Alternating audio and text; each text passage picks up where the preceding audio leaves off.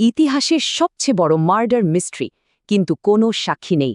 চলেন আজ এই কেসটার গভীরে যাওয়া যাক। ডাইনোসরদের আসলে মেরেছিল কে? আমরা তো সবাই ভাবি একটা অ্যাস্টেরয়েডই দায়ী, কিন্তু গল্পটা কি আসলেই এতটা সোজা? ভাবা যায়, প্রায় ১৫ কোটি বছর ধরে এই পৃথিবীটা ছিল ওদের দখলে। চারদিকে সবুজ জঙ্গল, জীবন্ত এক জগৎ। আর তারপর হুট করে সব গায়েব, চোখের পলকে যেন সব শেষ হয়ে গেল। তো আমাদের হাতে সন্দেহভাজন আছে দুজন, একজন মহাকাশের হামলাকারী, আর একজন সে তো আমাদের পৃথিবীরই একজন। মহাকাশ থেকে আসা ওই খুনিটার গল্প তো আমরা সবাই কম বেশি জানি, তাই না? কিন্তু ভাবুন তো, ওই গ্রহাণুটা আসার অনেক আগে থেকেই যদি পৃথিবীটা অসুস্থ হয়ে পড়ে। তাহলে পরিচয় করিয়ে দিই দ্বিতীয় সন্দেহভাজনের সাথে। এর নাম ডেকেন ট্র্যাপস, ভারতের এক বিশাল আগ্নেয়গিরি এলাকা। এটা কিন্তু একদিনই হয়নি, বলতে পারেন এটা ছিল একটা স্লো পয়জনিং, যা লক্ষ লক্ষ বছর ধরে চলছিল। এটা কোনো সাধারণ অগ্নুৎপাত ছিল না, ভাবুন যেন পুরো দিগন্ত জুড়ে লাভার বন্যা বয়ে যাচ্ছে।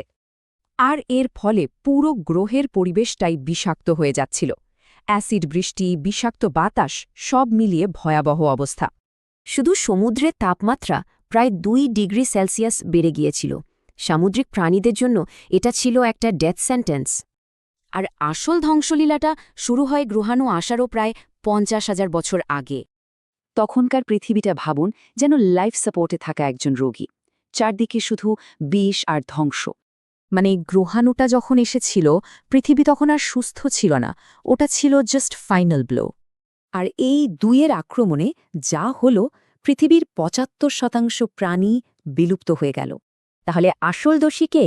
গ্রহাণু, আগ্নেয়গিরি, নাকি দুজন মিলেই? বিজ্ঞানীরা কিন্তু আজও এ নিয়ে তর্ক করেন।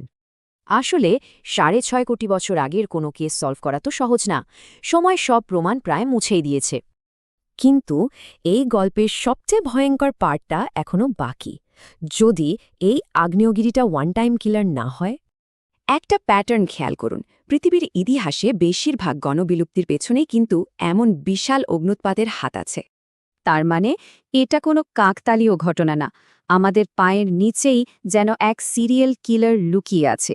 তাহলে ভাবার বিষয় এটাই, জীবনের সবচেয়ে বড় শত্রু কি মহাকাশে, নাকি আমাদের এই মাটির নিচেই লুকিয়ে আছে?